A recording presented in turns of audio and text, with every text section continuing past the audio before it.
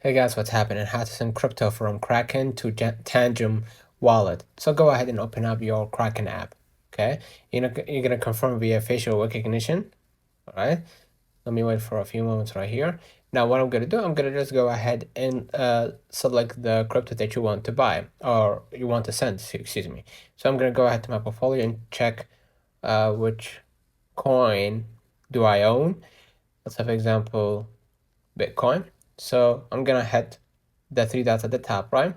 And I'm gonna click withdraw. Okay.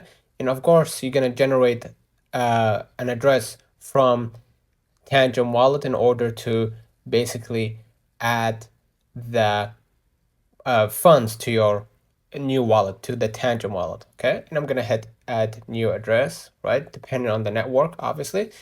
And then what I'm gonna do, I'm gonna just paste the address right here, and you're gonna be able to send the crypto from Kraken to Tangem wallet. So let's another comment if this video helped you. Do not forget to like and subscribe. Thank you for watching.